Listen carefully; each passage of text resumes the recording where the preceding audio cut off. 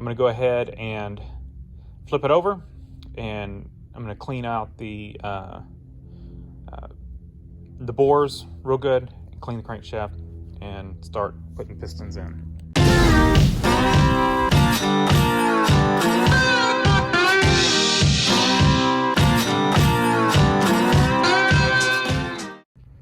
All right, almost done, and this is a messy process. If it's not messy, then you need more oil. That's all I can say. You want to make sure everything's really lubricated. So, you know, I've got gloves on, so I just wet my glove with oil and just wipe it all down in the cylinder, smear it all around, you know, good, clean, new motor oil. And that's just to lubricate as the rings go in. As you can see, everything is just covered in oil. I've got that to catch, hopefully, at least most of the drips. And we've got this side completely installed. You're gonna need a piston ring compressor. There's lots of different ones. This is a Proto. This thing's probably older than me, but it works well. A hammer with you're gonna knock the piston in using the wooden end of a hammer. This is kind of my engine assembly tool. You know, for if anything needs to get hammered or knocked, rubber hammer, you go put the metal hammers away, get them far away from the engine. You know, knocking the crank back and forth for the thrust bearing, rubber mallet, and then the wooden end, the hammer to knock the pistons in. That is the best way to do it. We've got a container with new motor oil in it, and you're gonna dunk the piston in, you know, the piston head in, get rings all oiled up, and the wrist pin, all that stuff is gonna get, you know, oiled up in this thing of oil. I went ahead and pre-lubed my bearing, the bearings in, and like I said, it's got the Cleveite bearing lube on it and ready to go. I normally don't. A lot of people put some hose or something on the tip of the or on the rods to kind of guide it in. What I do is I just crouch down, and as you know, I've got one hand pounded in, I've got my other hand on the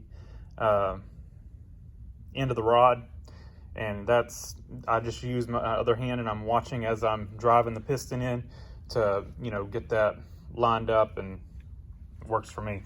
So I will set up the camera, I'll video as best I can, but and I've got the rod cap ready to go.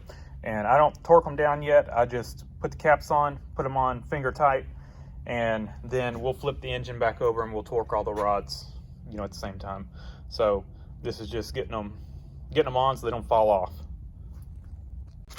And like I said, I put the crank journal at the bottom. I don't think I said that. So I rotate the engine each time I move to a different, you know, cylinder, make sure the rod's all the way down. I normally just do 1, 2, then 3, 4, then 5, 6, then 7, 8. That's the order I go, just in order. So anyway, your crankshaft, if you put it straight down, the journal straight down for 1, 2, then straight down for 3, 4, straight down for 5, 6, and straight down for 7, 8. So you'll end up rotating the engine, you know, 4 times to get them in. So, or not full rotations, just 4 partial rotations. Anyway, let me set y'all up, and I'll let Young watch me do this last one. Hopefully y'all can see there. We've got our piston. Pull it out of this bucket, let it drip dry a little bit. Not drip dry, but a lot of the excess oil.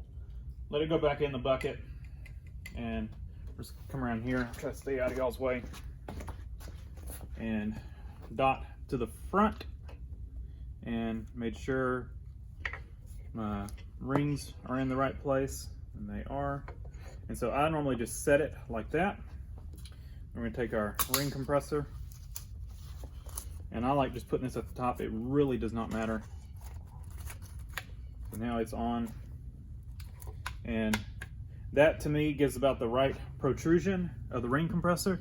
With it sitting like that, you've got a little bit of the skirt sticking out in the bottom, and that's just to get the skirt lined up in the piston.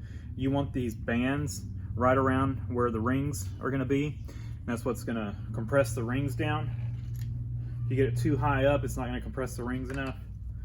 And just, you know, your stuff, your ratchets and stuff are going to get super oily on this. And I just crank this thing down. And this ring compressor, make sure it's lubed up as well. It's covered in oil. And so dot to the front. Once again, we're going to get our skirt in. Then I like to make sure the piston's lined up, and then I give the ring compressor just a little tap like that, and that makes sure it is squared up around the block. You don't want it like cockeyed because the ring will slip out. So that makes sure that it's lined up. And then I'm going to take, like I said, this end of the hammer. I'm going to grab the end of the rod, and I'm going to start down with the piston, and it turned on me a little bit. I think we're still good.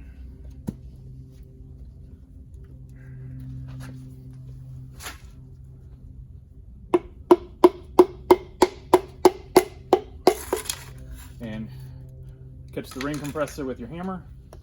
Once it's in, you can just push it in. Should be that easy. And we are down. So then I get my rod cap and bolts or nuts. I come over here, line up the cap correctly, correct orientation, and push it on evenly.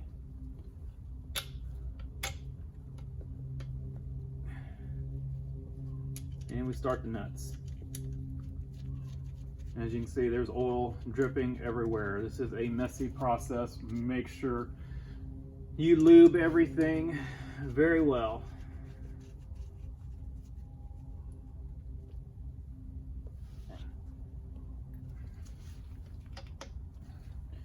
Push the cap on all the way. Like I said, I just do finger tight on these. I squeeze the cap together, grab the top of the rod, and just squeeze it together. And finger tight. All right, that should be good. All right, that's it. And covered in oil. That's good. We've got all of our pistons in. I'm gonna rotate the engine around, and then I'll torque the rod bolts.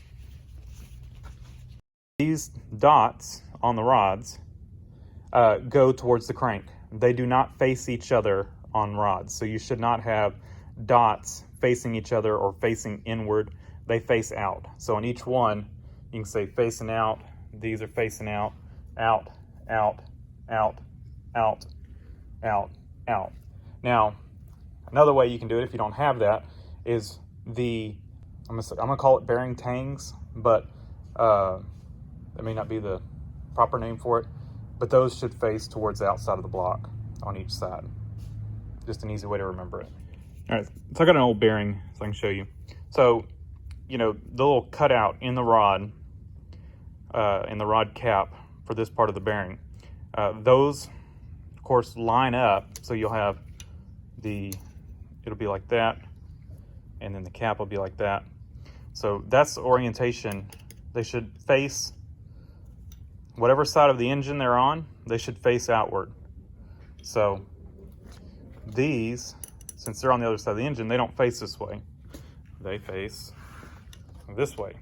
So, but on these rods, you got the dots. So just put the dots towards the crank and not towards the other rod. It's an easy way to remember it. So I'm gonna get these torqued down, and we'll see, we'll make sure the engine rotates smoothly. The other thing you can do is once you get them torqued down, you know, there's a little bit of movement, as you can see. You should be able to move, you know, slide the rod back and forth like that.